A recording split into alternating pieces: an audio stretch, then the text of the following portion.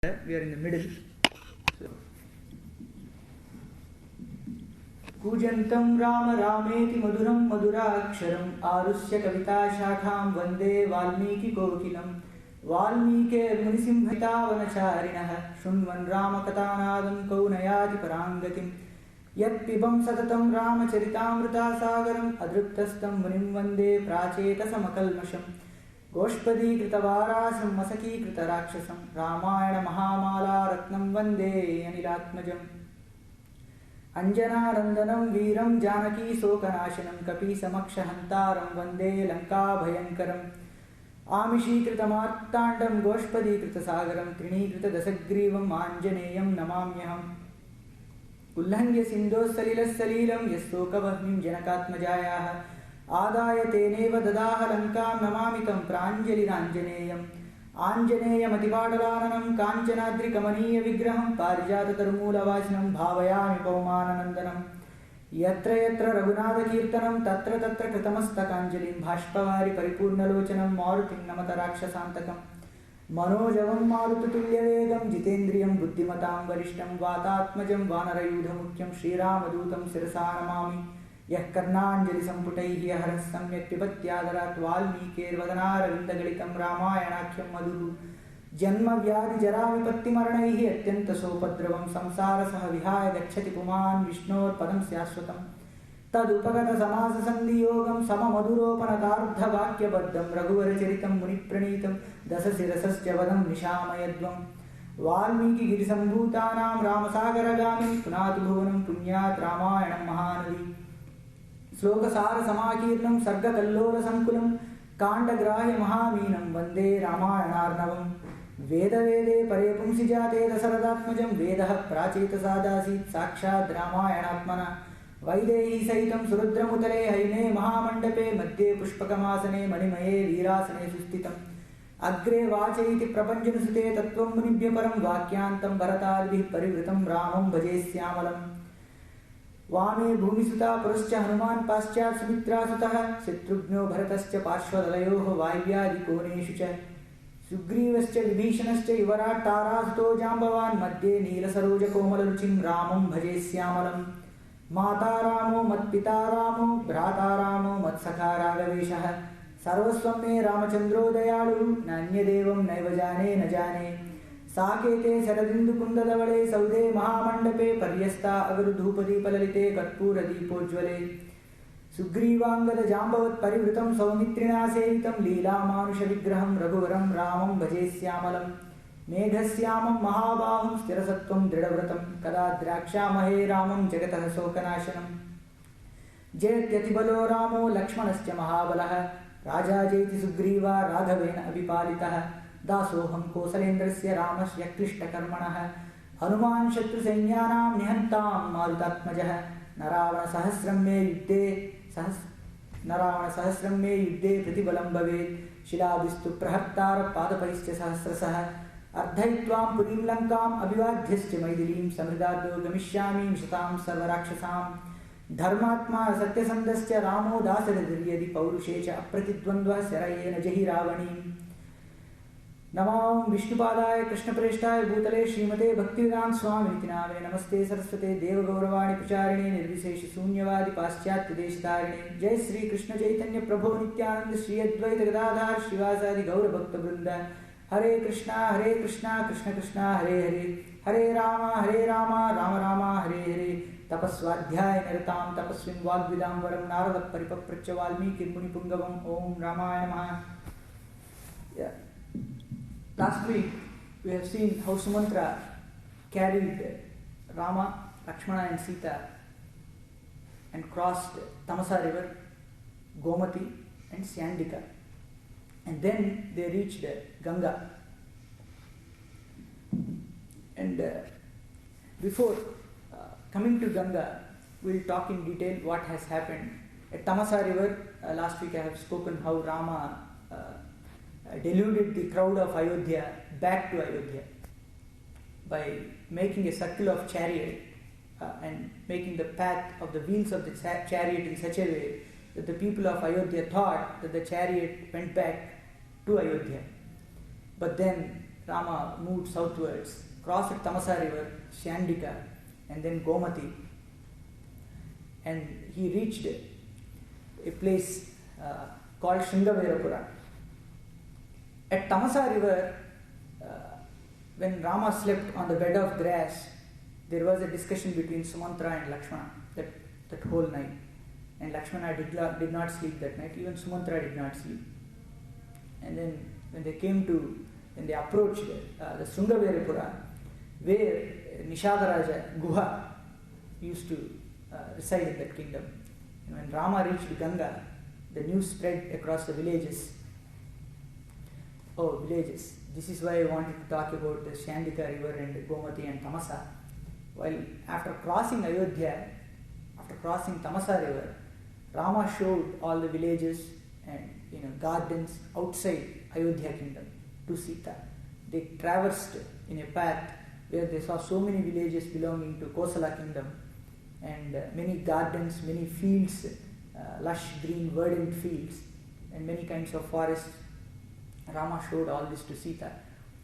And also at the territory where Kosala kingdom ends and a kingdom called Vatsa, a region called Vatsa begin at that point, there all the people of Ayodhya, not all the people belonging to the villages of Ayodhya, they came and surrounded Ramachandra. They treaded the path wherever Ramachandra went. And finally, at the end of the Kosala kingdom, at the boundary of Kosala kingdom, Rama stopped the chariot, got down, and he bowed down to the deities of Ayodhya kingdom. The kingdom of Ayodhya, when it is personified as a deity, any place, earth, or anything can be deified, can be given a personification of a deity. So Ayodhya also has such personified deity, and to which Rama bowed down. I mean, there was no form or anything there, but he bowed down to the kingdom of Ayodhya, and he addressed the people. You have given me all love and respect so far, and I am indebted to you, and I cannot repay it back. But from now on, you have to move and establish yourself in your regular duties, and please go back. And those people of the villages, they circumambulated Ramachandra clockwise thrice, and they took leave of Ramachandra and went back to their places. And then they proceeded forward and reached the Shringaverapura. When Rama reached there, it was almost night time, and Ramachandra saw Guha walking with his ministers and kith and kin.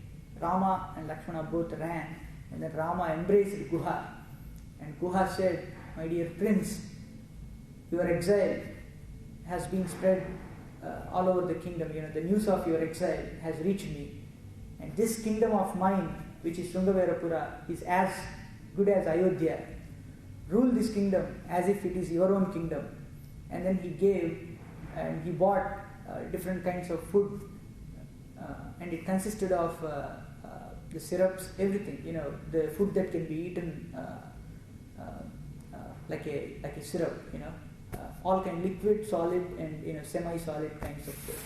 He bought all kinds of varieties of food, and he offered it to Ramachandra. Not only that, he bought different kinds of beds, some special beds. He said, "You can sleep on these couches and beds.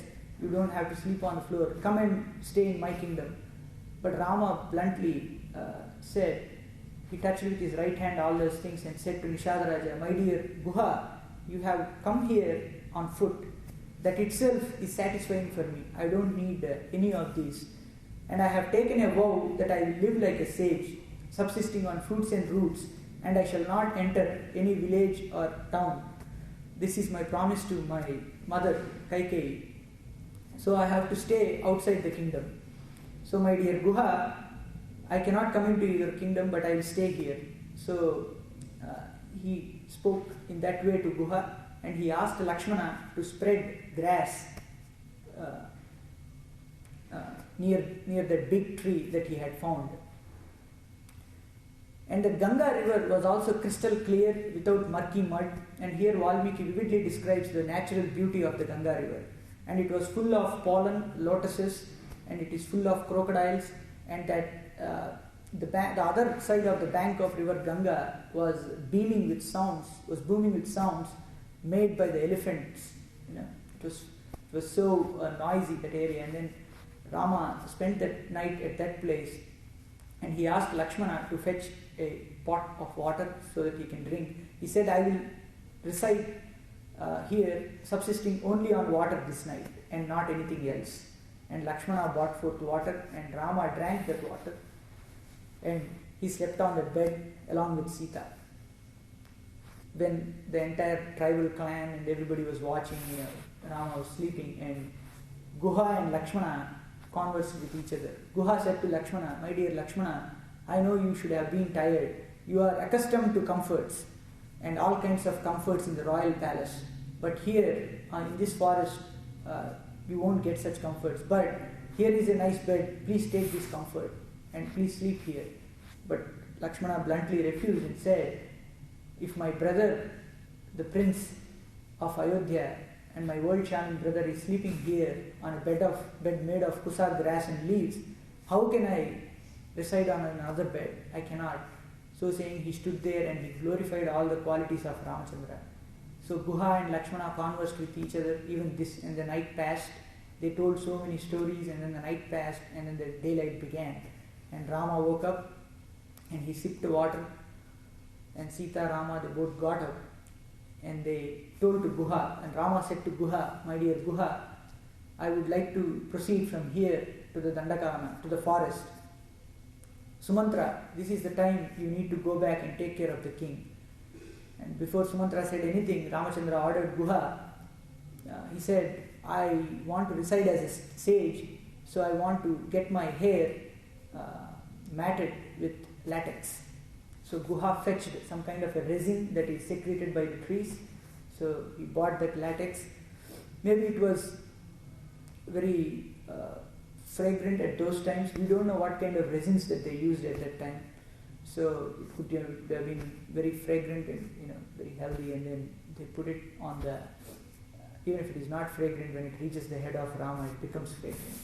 So they Guha, with a distressed face, because he saw the fluffy and tucks of hair of Lord Ramachandra. In Balakanda, Vishwamitra mentions that I want your son Ramachandra, who has jet black hair, which is similar to the black feathers of a crow. I mean, even though crow was mentioned here, black is an attribute of the crow. It is the pinnacle, so of black color. So that such beautiful hair Rama had, and that beautiful hair was matted, and Rama and Lakshmana had this round mass of matted hair on their head, but he looked radiant, even more beautiful than he was with that thing. And then Guha arranged for a boat. He ordered his ministers that let a boat be fetched and decorated with all kinds of flowers. Let the best boat be here. And he ordered his ministers and his kith and kin to arrange for such a boat. And then they arranged for such a boat. The boat arrived, and Guha asked Rama, please step into this boat and proceed to wherever you want to.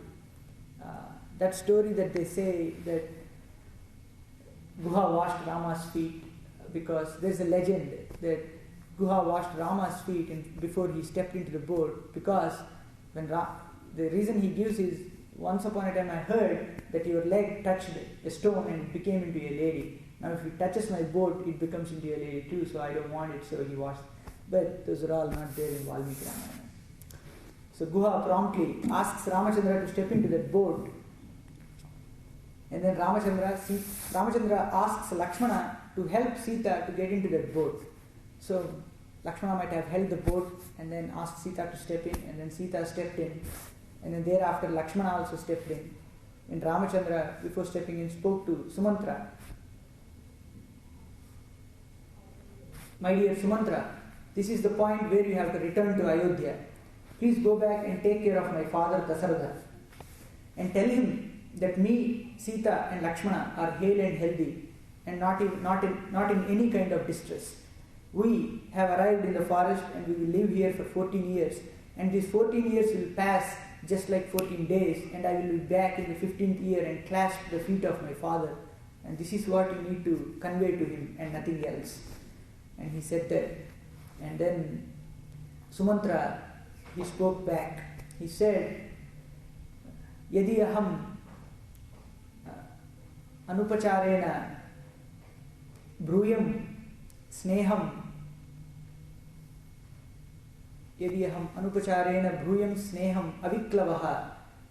That means if I am speaking without courteousness, in a friendly tone, sneham aviklavaha, without fear, that is because bhaktimam, I am your bhakta, I am your devotee. Bhaktimam tat tavad vakyam. Bhaktimam yat tat tavad vakyam. If I am speaking out of devotion, this sentence, tvam, you, kshantum arhasi, you should forgive me. He starts with this. And this is the first verse that I have read with the word bhakti. And I am saying this because we have told Ramayana last time. I recited once. This is my second time. The first time I read it like 6 or 7 times to come and tell here without. But still, when I was asked to do it for the second time, I thought second time I have to go back and then read the entire Ramayana. What is the new things that I am going to find? But then I found several new things again. I thought I covered all these things, but it looks as if I have never read it before. So this is the first time I read again, and then I found this verse. This Ramayana is an unfailing plenty. It's a resource of unfailing plenty. It's a personal experience. Even, not only that, any Acharya's words are like that. When I was reading Bhagavad Gita, Patram pushpam phalam toyam yome bhaktya prayachati tadupaham bhaktipahrutam asnami prayatatmanaha. I knew this verse since long ago. But then I thought, what was the commentary that Prabhupada gave? And then I went back and I read the purport. And then Prabhupada says that this is a verse in which bhakti came twice in this verse. And until then I didn't realize the bhakti word was repeated twice in that verse.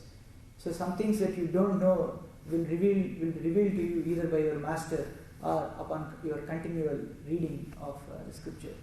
So this is the first time I read the word bhakti in Ramayana, first time.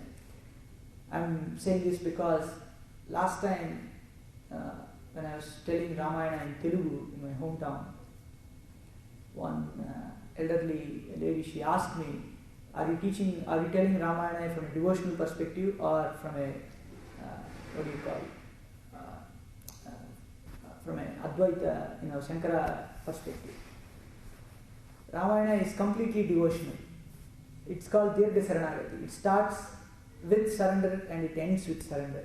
So there is nothing in between. It's called Dirgha Saranagati. Everybody surrendered to Rama. So to her, I told so many other things, but if at all I could have known this verse, I could have told her that, everywhere it is mentioned that it is bhakti. So here Sumantra starts with this sentence that Yadi aham anupacharena bruyam sneham aviklavaha bhaktimam yati tat tavad vakyam tvam kshantum arhasi. You can forgive me if I am talking without courteousness and in a friendly tone and without fear, and because I am your devotee, I am eligible to be forgiven. And then he says, I cannot tell lies, my dear Rama. I cannot go there and tell to your mother that I have dropped Rama in his maternal uncle's place and he is happy. I cannot say this. This is written in Valmiki, just Sumantra speaks like this. I cannot do this. Everybody there will be distressed. They were distressed even when they saw you in the chariot, when I was driving the chariot. When you were in there, they were distressed. But now, if I return without you, when they see the chariot, they would all feel as if a battalion that is defeated and its commander being thrown out of the chariot.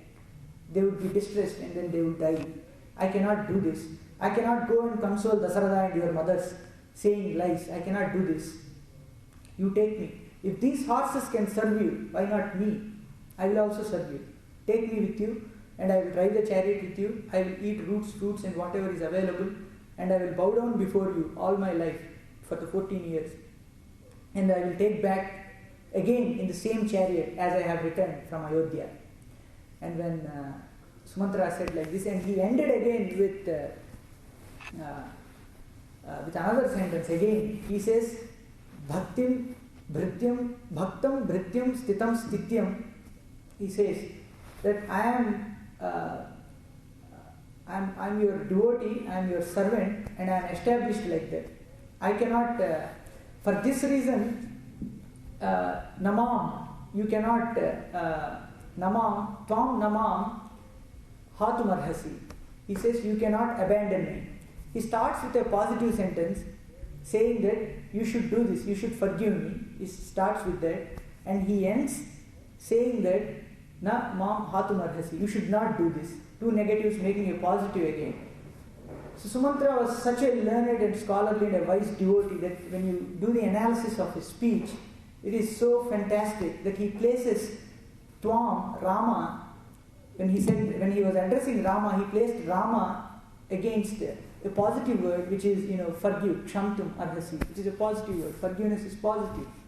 And then when he placed himself, his name, against another word which is abandoned, a negative word, he placed himself against that. So in his speech, he addressed Rama in such a way, so eloquently, that he was so careful in choosing his words. If you analyze, you can write an essay about his speech. It was so beautiful reading this paragraph of Sumantra talking to Rama. I didn't know that this was so elegant unless today when I tried to analyze it. So Ramayana, you have to read multiple times, as I said. Even after that, you cannot master this. They say that Satakoti Pravistaram, Ramayana is verses that consists of Satakoti Pravistaram. So when Sumantra spoke that way to Ramachandra, Rama said, my dear Sumantra, Dasaratha is the Lord to you and me. And you have to go take care of him and take care of my mothers, and you have to console, that is your duty now. Please do it. And then Rama, Sita and Lakshmana stepped into the boat. Rama stepped into the boat, and then Rama uttered some prayers before starting their journey. Rama is Kritakalpo Visaradaha. That means he knows at what time what needs to be done. So he is very well versed with all the scriptures. So he did that. And then Sumantra ordered his one of the boatmen to proceed, and then the boat proceeded forward. And Sita, in the middle of Ganga river, she uttered prayers, and she said to Ganga that if my husband Ramachandra returns back to Ayodhya hale and healthy, I will offer you all kinds of flowers, fruits, and the normal prayers. She did all those kinds of prayers to Ganga. And then the three of them sipped water from Ganga, and then they proceeded towards the south. And then the boat reached the other side, and Sumantra and Guha were watching from this bank, and they saw Rama getting down, and they both were in tears. And then they were watching Rama until his figure faded away into the distance, and they no more could see him.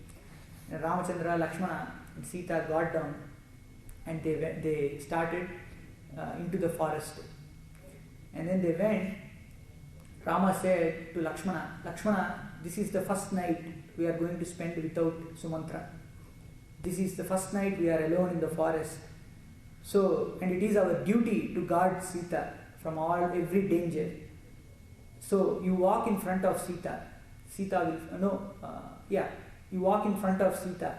Sita will follow you, and I will follow Sita in the back. I will guard you both. So let's go like in this way.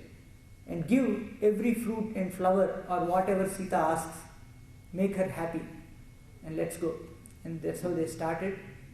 And then they reached a tree, and it was night time by the time. And then Rama said, Lakshmana, fetch some kusa grass and leaves. Let's sleep underneath this tree tonight.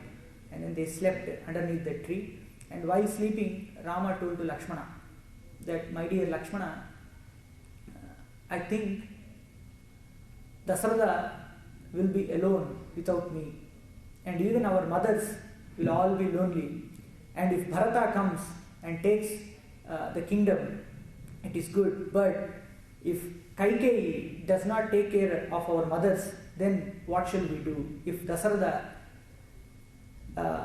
he is in the clutches of Kaikeyi, how can anyone abandon a son? Even a wise man cannot abandon a son. Even a person deluded with mental agony, even he does not exile his son, but my father did, so we should be careful. You might be thinking, why Rama is talking like this about his father, right? You might all be thinking. We'll see. That is the genius of Valmiki. And then when Rama spoke, and Bharata, he could trouble our, when they take the kingdom, they wouldn't take care of our mothers. So I am worried about our mothers and my father. So Lakshmana, you should go back to Ayodhya. This is the reason why he was talking like that. He wanted his brother to go back to Ayodhya. So he says, Lakshmana, so you need to go back and take care of Kausalya and Sumitra. Actually, he says the same word to Lakshmana when in Ayodhya. He says, you have to take care of my mother Kausalya. Then Lakshmana warded it off, saying that Kausalya has 1,000 villages. She can take care of 1,000 Lakshmanas like me. So I need not take care of Kausalya. So she already has a lot of, she's prosperous. So now, when Rama proposed this way, Lakshmana was in agony. He knew that his brother was making a scheme to send him away. He said, my dear Rama, if you let me go back to Ayodhya, me and Sita will die like fishes taken out of water. I will struggle for my life and then give up my life if I don't see you. So when he said that, Rama immediately he decided that for the next 14 years he would not ask Lakshmana to go back. And Rama was convinced that Lakshmana is sincerely wanting to follow him unto the gallows, unto his death. So there is no doubt about it. So Rama was convinced and said, my dear Lakshmana, okay, you stay with me. Tomorrow morning, let's go. So they slept that night, and then they woke up early in the morning, they sipped the water again, and then they proceeded forward towards Bharadwaja Ashrama. When they were walking, Rama saw a column of smoke near a place called Prayaga. It is a confluence of Ganga and Yamuna river. It's called Prayaga. And then when Rama saw that column of fire, he said to Lakshmana, Lakshmana, look at that column of fire. It is the ashrama of Bharadwaja. Looking at a smoke, Rama is able to identify the sage who is producing that smoke. He said, in that hermitage, Bharadwaja is offering sacrifices, and we can see the smoke. He is living there in his hermitage. So let's all go there. So they proceeded forward, they walked forward, and then they came within the vicinity, in the precincts of Bharadwaja Ashrama. They saw many kinds of wooden vessels and wooden sticks, chopped off to be used for sacrificial sacrifices. And they saw so many kinds of jute clothes hanging.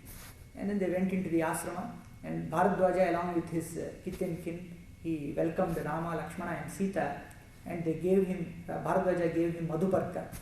Madhuparka is a kind of sweet that is made with yogurt, ghee and honey. So he made Madhuparka and gave it to Ramachandra. Ramachandra sipped the Madhuparka, he took arghya, water, and then they came down and sat. Rama introduced himself.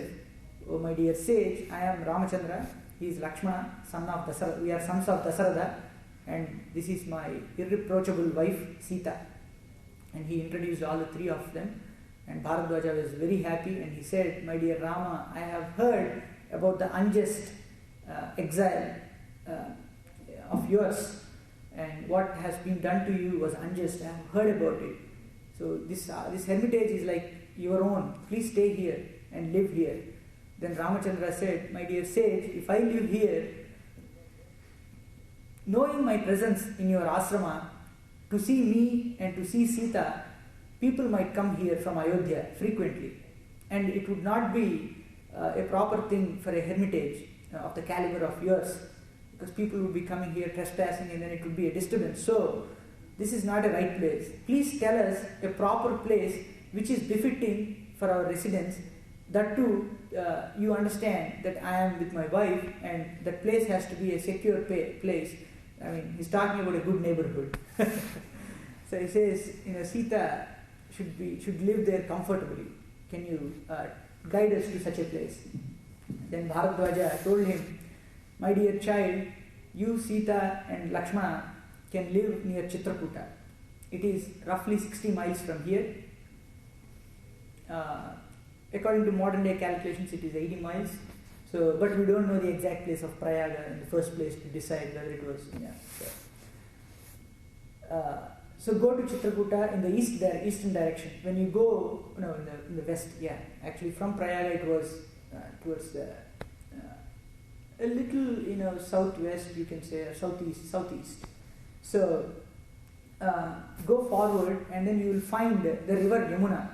And after you cross Yamuna river, you find a huge tree, a banyan tree. It is called Syama. It has a dark brown hide, on the bark, and then it has green leaves. And such a tree it is that Sita should worship that tree. And after that, you cross the Yamuna river with a ferry. You make a ferry there, and then you cross it, and then you will see a bluish green forest with sallaka and jujube trees. And after that, you will see a Chitrakuta mountain. And as far as the distance you can see the peaks of Chitrakuta, so far mankind would not have any bad intentions in their heart. That is the greatness of Chitrakuta mountain, and on which many sages have been residing since ages, and they have attained moksha. So you stay there, my dear child, he said that, and that night they took rest in Bharadwajasana. So now it's 4 nights passed away, and then on the 5th day morning they got up, and then the sage, along with his kith and kin again, gave a send-off to Rama, Lakshmana and Sita. He walked along with them to a certain distance, and there he bid farewell to Rama. He spoke all the auspicious words, and then they returned back, and Ramachandra, Lakshmana and Sita proceeded forwards. Let's, before Rama, Lakshmana and Sita go to Chitrakuta forest, let's see what's going on in Ayodhya, because I don't want to end the class with a sad note, because from now on everything will be okay. So Sumantra, after Guha bid him the farewell, Sumantra took the horses. Actually, Sumantra stayed at Guha's place for 3 days, so that waiting for the word of Rama. He thought, if I stay here for 3 days, Rama might call me, and then I can go and serve him. But 3 days he didn't hear anything, so he headed back towards Ayodhya on the third day, and then by the time of the evening, he reached Ayodhya. And nobody welcomed Sumantra, but he saw crowds of men, they running towards the chariot, and they questioned, where is Rama? But Sumantra was aghast, and he couldn't reply anything. He crossed the 7 chambers, and then he went deep inside into the 8th chamber. He stopped the chariot at the 3rd gate. He passed the 7th chamber, and then inside the 8th chamber, he also saw the 7-storied buildings. Here, Valmiki vividly describes that there are 7-storied buildings even in Ayodhya. So when he went into the 8th chamber, he heard all the wailings of the 350 wives of Dasaratha, and even in fact Dasaratha himself was seated in that white room. The room was, it's mentioned it was in white in color, and Dasaratha was seated in his couch with his head drooping, and he was in distress. And Sumantra came there, and he spoke to Dasaratha, saying that, my dear Dasaratha, he first praised the king with all the good words. He spoke all the glories and good things that Dasaratha has done earlier, and then he addressed, I have dropped your son in the forest, and I have returned. And Dasaratha, with tears rolling, he lifted his head and said, why am I still alive on this day when I am not able to see my son when I wanted to see him? And he asked Sumantra, what did my son convey to me through you? Then Sumantra replied, my dear king, your son is a righteous child. He said, actually, I forgot, when Rama spoke to Sumantra, he said, if you do not go back to Ayodhya, my mother Kaikeyi will think that I am still somewhere near Ayodhya. So you should go back so that it is a proof for my mother that I am in the forest. With that, he convinced Sumantra. So Sumantra now came, and he is addressing Dasaratha, and he is saying that your son told that after 14 years he will come and clasp your feet, hale and healthy, So, please catch up and take care of your subordinates, and you are the son. You have to give shelter to all these people who are dependent on you. So this is what he has conveyed. And then Dasarada asked, what did my son Lakshmana say? Then Sumantra said, your son Lakshmana rejected you as his own father. And he said that from now on, Rama is his brother, relative, friend, father, and everything. And Sita, he didn't say anything. Actually, because Dasarada knew that Lakshmana would speak in such harsh tone, he expected it. But if he had conveyed what Sita said, it would have been troubling for Dasarada. But it is not written that Sita said anything. Some people have interpreted it that Sumantra, the words came up to his mouth, that he was about to speak what Sita said, but then he restrained himself and then did not say anything. We'll cover that now. And then Kausalya, lamenting, she said, I, without my eldest son, without my son here, my one and only son, how am I able to live now? I think my heart is as hard as a diamond, and that for one reason I am still alive. So if you want to charade any person without making him know that you are talking against him, you can say that, oh, you are a diamond-hearted person. He might think, oh, I have a diamond heart, but actually the meaning is, if you have a diamond heart, that means it's so kathora, that means it's so hard. So, and then when Kausalya spoke that way, Sumantra said, you should not weep, my queen. Ramachandra, Lakshmana and Sita will return here within 14 years. And they are not, first Sumantra said that all the three were in tears. Rama's tears rolled down his cheek when he was going into the forest. He said they are all in distress to Dasarada. He was hoping that if I speak in this way, the king's heart would melt and he would abandon everything and then force Kaikeyi to bring back his children back to Ayodhya. But then when he saw, by speaking in such words, he will be troubling the mothers, then again he changed his tone of speech, and now he said, I did not see them unhappy at all. They are all happy. Sita actually did not show even a trace of unhappiness. It looks as if Sita has lived in forest multiple times.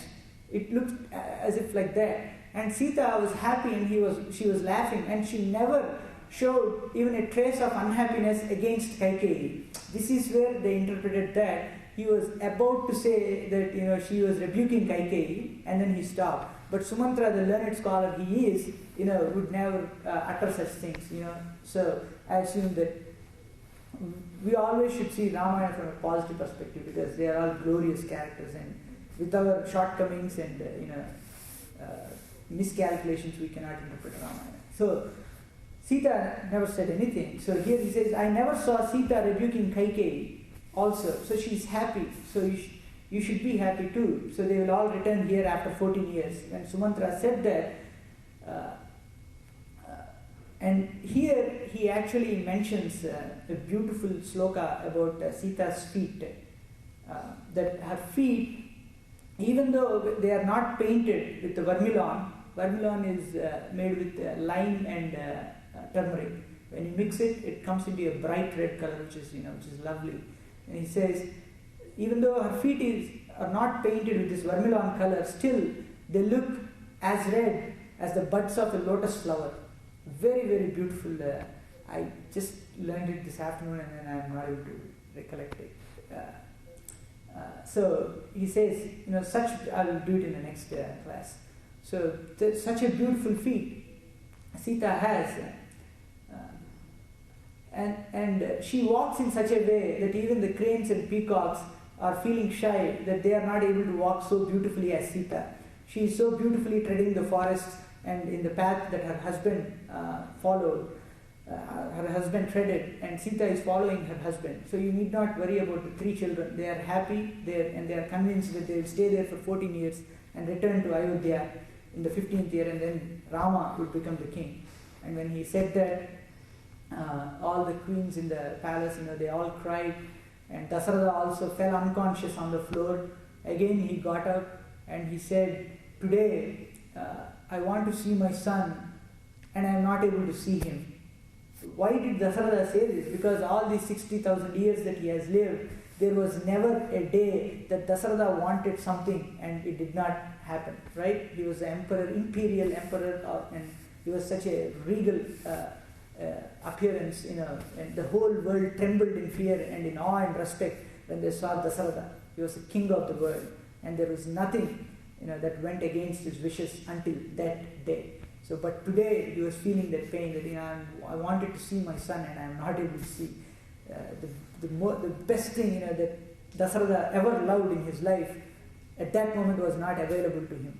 And the relation between Dasaratha and Rama is such a beautiful relationship that Dasaratha had to pass away within 5 days that Rama left, right? The entire Ayodhya cried, Bharata, his brothers, Lakshmana, everybody, they all had love for Rama, but Dasaratha is the only one, who gave up his life and he was not able to see Rama. And when Dasaratha fell unconscious and when he got up and he asked, when he said this, Kausalya again started rebuking Dasaratha. She said, I am an old woman and now who will take care of me? For an ill woman, only 3 persons can take care of her, like this, her son, her father, and her husband and her relatives, and there is no 4th one. Only these 3 can take care. And today, I don't have my son. And she says to Dasaratha that you were never in among these 3. Now she's telling Dasaratha that you were never in among these 3 positions. And now I don't have any relatives here in Ayodhya. Who will take care of me? My son is not here. Just like a cow that cannot live without its calf, I cannot survive here. Really, my heart is a diamond heart. I mean, it must have been as hard as a diamond. I cannot live. So she cried and she rebuked Dasaratha that you are the architect of this entire misery. And you coming into the hands of Kaikeyi has given us so much grief by abandoning your son. Now you and your ministers are already dead. And you have ruined the Ikshwaku clan. Now you have ruined the Ikshwaku kingdom, the people of Ayodhya. And you have ruined all our lives because of your weaknesses. So when she rebuked Dasaratha being such a royal king, what would you expect? That what would Dasaratha do? Like, you are rebuked, you are also in distress, everybody knows that, and you are being blamed for no reason, for not your mistake. What would you do? You would retaliate, right? You would say some harsh things, but Dasaratha, that's why he became the father of Rama. Mridupurvantu bhashate. I mean, they both talk in a pleasing way. Even though they are so mighty and so powerful, but they are very humble and approachable. Then Dasaratha said, he fell on his knees and clasped his hands in the form of a lotus and begged Kausalya that, my dear Kausalya, I am dying today, and you, with your words, do not cause more grief to me. I think I might have caused a lot of pain to a lot of parents in my earlier life, and that for one reason, today I am facing this distress. And when he fell down on his knees and clasped his hands like in the form of a prayer, and when he begged Kausalya, then Kausalya immediately ran, fell on his feet, and then took his hands and put on her head, and she said, my dear husband, my dear Lord, because of agony, I behaved in such a way that is against the Shastras. You are my Lord and you are my husband, and there is no other God to me other than you, and please forgive me. Like that, Kausalya also begged the forgiveness from Dasaratha, and she said, the grief causes you to forget all that you have read from the Shastras, and the grief will make you forget what is righteousness, and the grief will make you forget everything, and there is no enemy equal to this agony. So when she said that and she fell on the feet of Dasaratha, then he explains to Kausalya that I think what I have done in my younger days is now haunting me in the form of the separation from my son. My dear Kausalya, long ago, when I was a young man and when I was a great warrior, famous in all the 3 worlds for having learned the Shabdavedi, that I can, the Soni Karchari. If I hear, can somebody turn on the lights, please?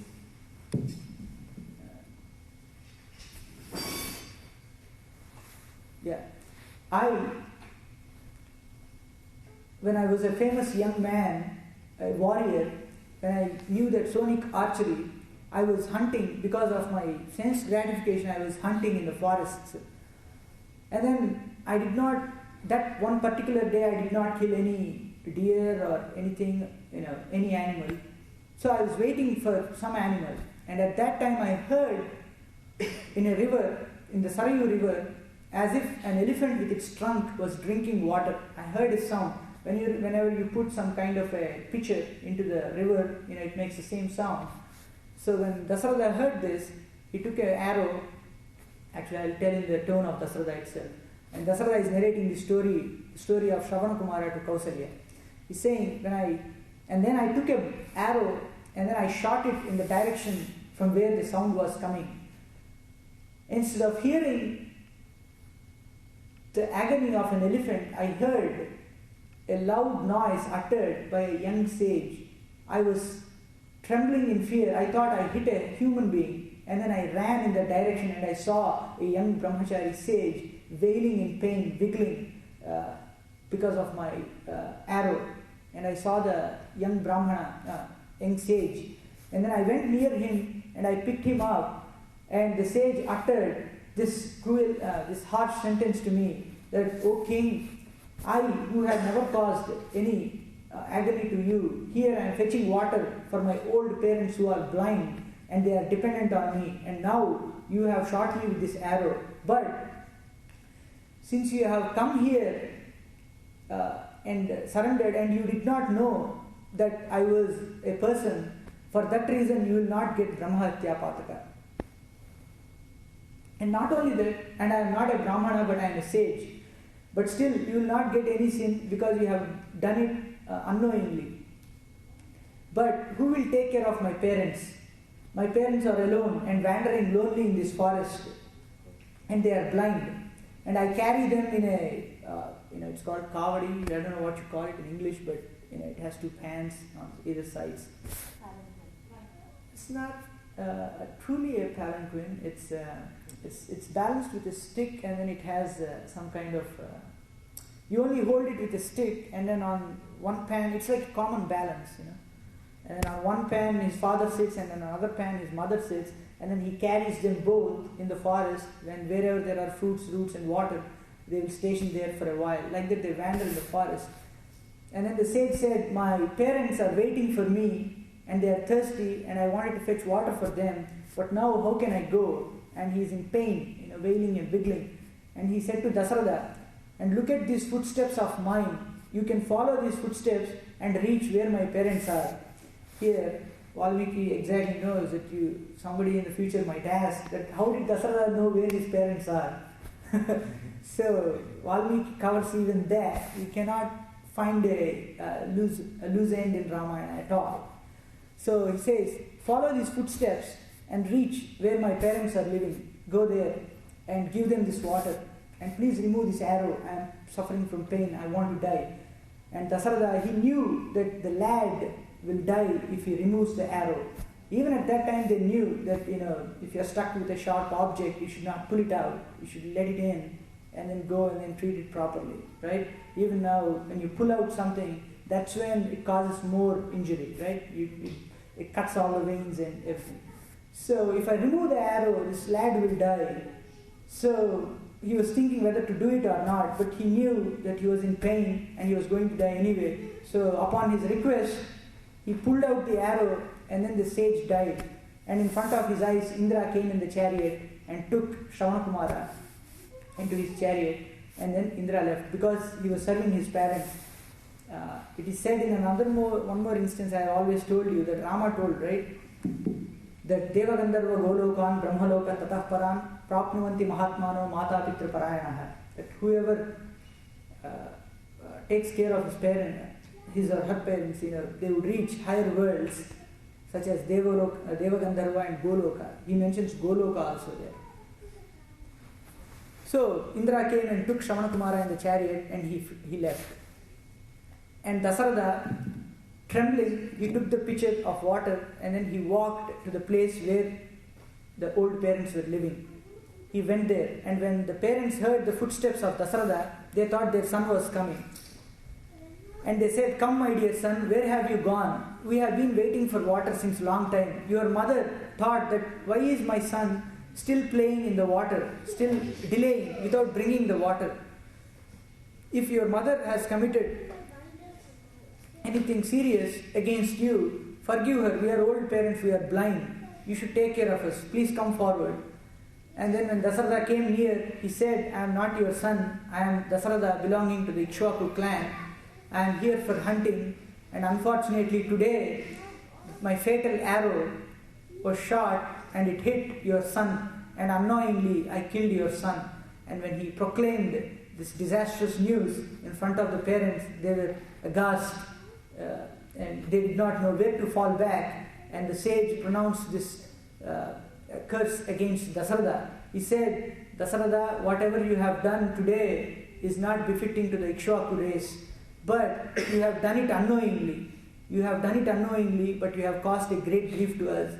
But the same grief you too will experience in future. But now, please take us to my dear son, where he is lying unconscious. I want to go and see my son." And both the parents, Dasaratha took both. Look at the courage of Dasaratha. He faced the truth with, magnanimity, and he faced everything that he has to face with courage. So that is one thing that we have to learn from Dasaratha. And he took both the parents, and then he went and reached the place where Shravanakumara was wiggling in pain. He already passed.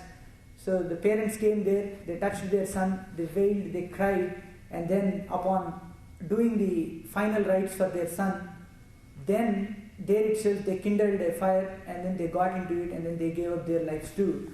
But they were also taken to heaven by Indra.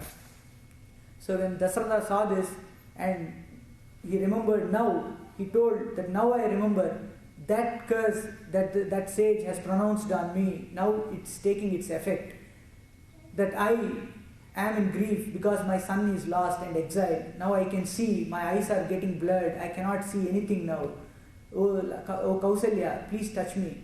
Fortunate are those men who will see that Rama.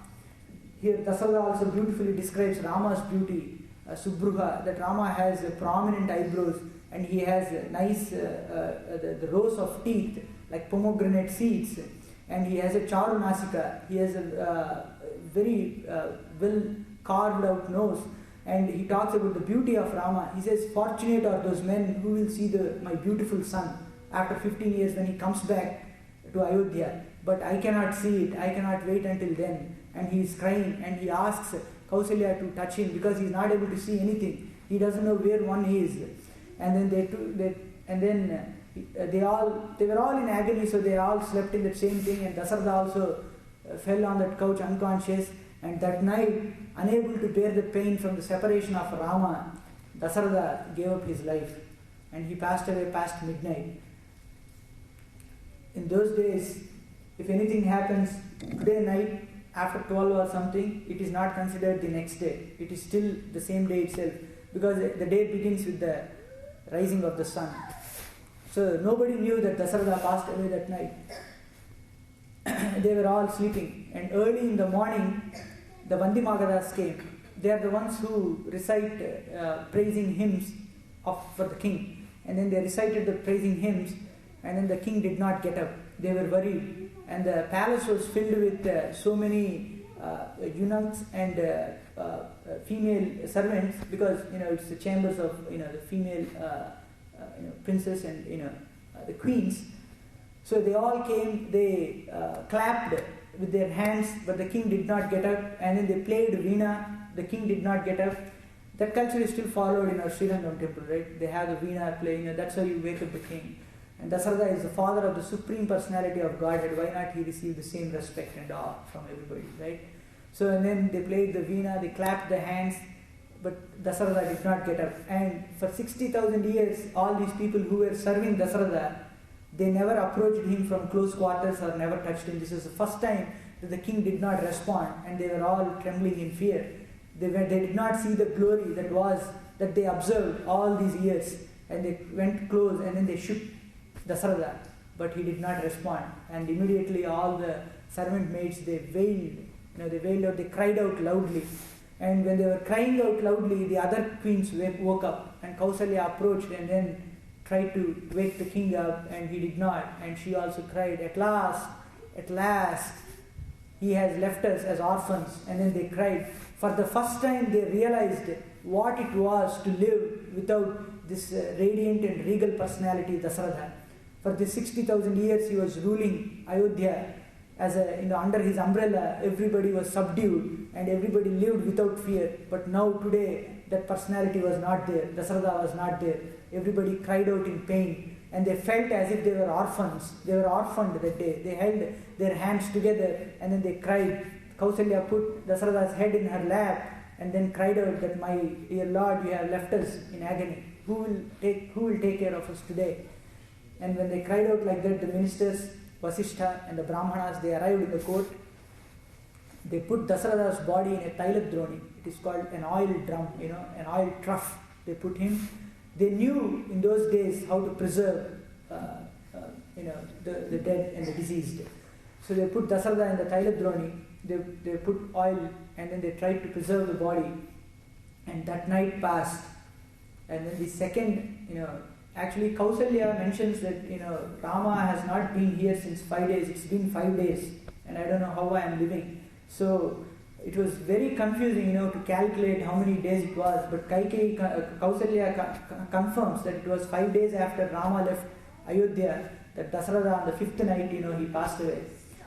So they put him in the oil trough and they anointed him. And then that night passed, and the next day the Brahmanas and everybody came, the ministers came, and they spoke to Vasishtha.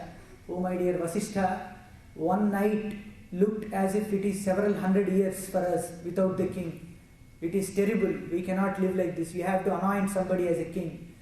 Please install somebody from Ayodhya as the king. Then they spoke about how disastrous a kingdom would be without the king. They spoke about some things like people cannot enjoy any good fortune without a king, which is true, right? We don't have a king, and nobody is happy now, right?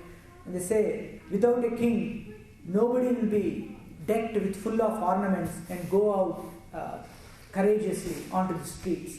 And we are seeing that. And nobody would build any kind of gardens or any huge resorts for free, right? Nobody is building. Nowadays also people are building, but not for free.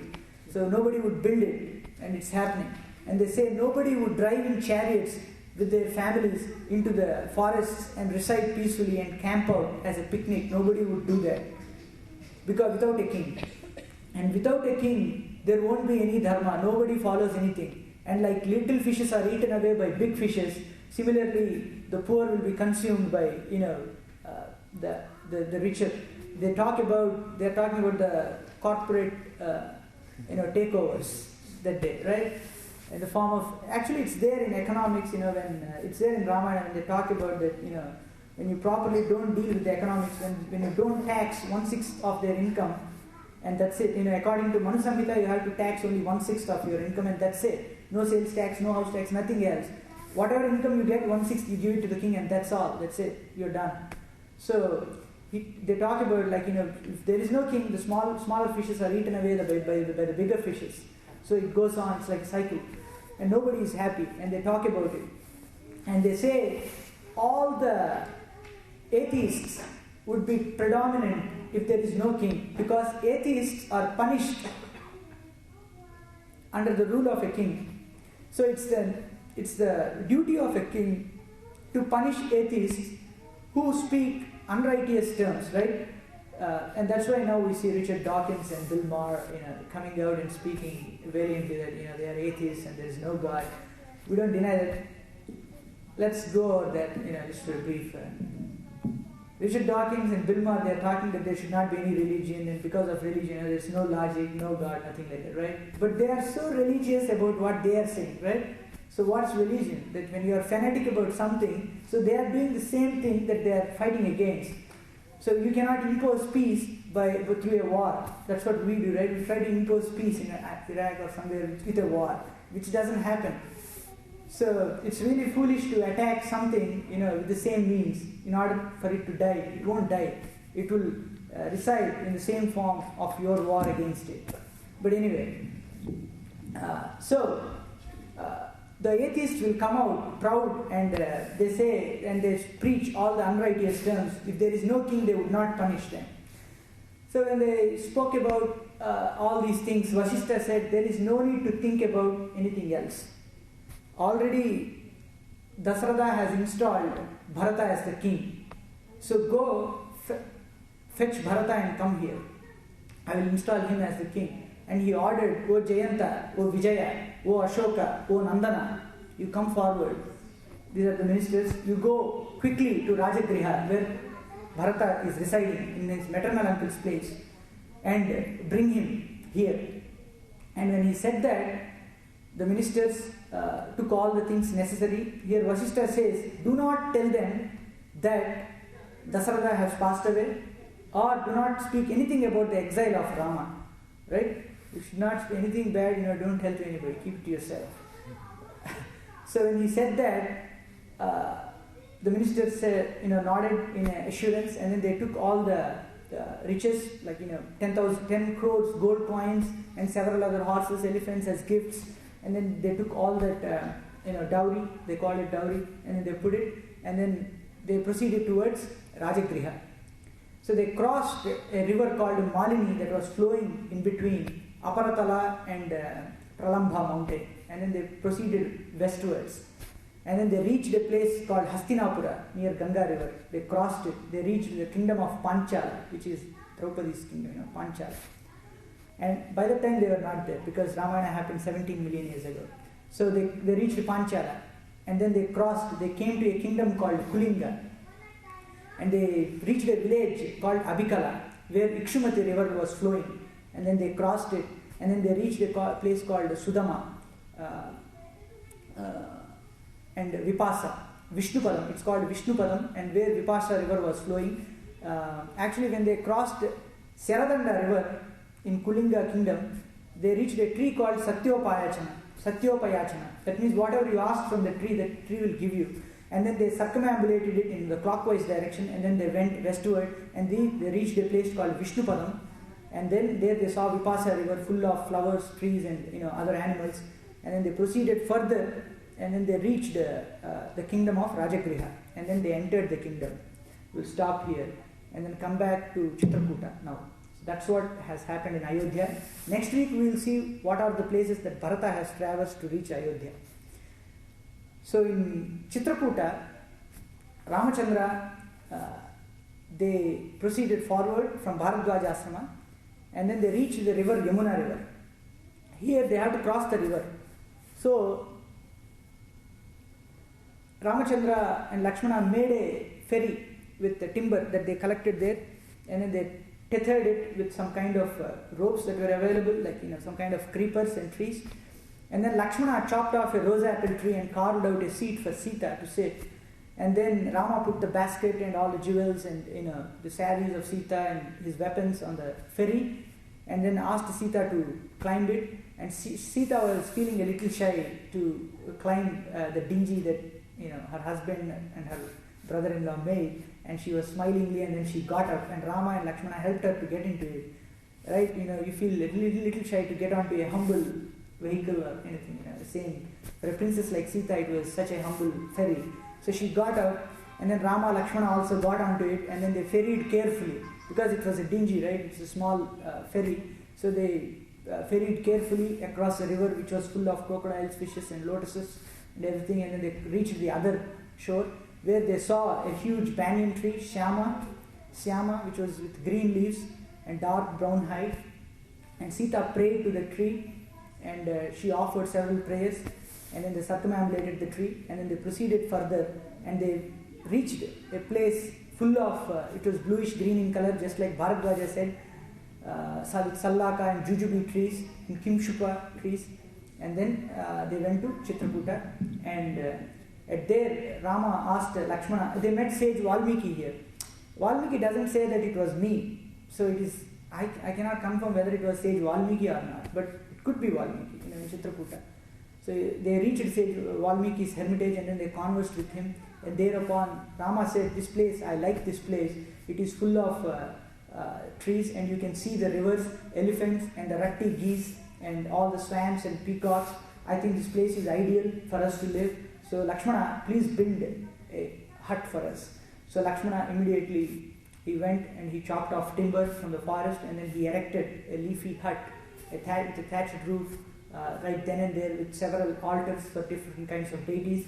And Rama did the Vastu Shamana there for that house, and he prayed Vishnu, Rudra and other deities, and he offered all the sacrifices that need to be done at that place. And then he did the Griha Pravesa. On this good note of the housewarming party of Sri Rama, we'll stop this session here and then we'll continue in our next session. So, Mangalam Kosalendraya Mahaniya Atmane Chakravarti Tanujaya Sarvabhaumaya Mangalam. Any questions?